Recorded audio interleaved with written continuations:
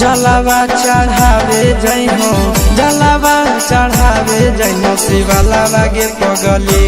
गौरा मैया के सैया से मंगी होई है पगलावा गे पगली गौरा मैया के सैया से मंगी होई है पगलावा गे पगली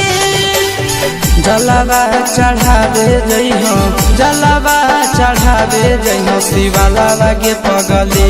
गौरा मैया के सैया से मंगी होई है पगलावा गे पगली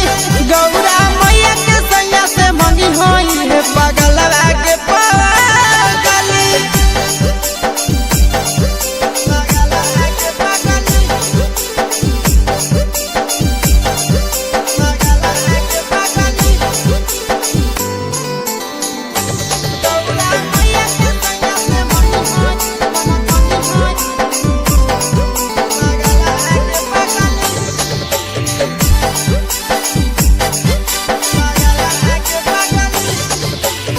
सावनों में कदी है भोले बाबा के धायनावा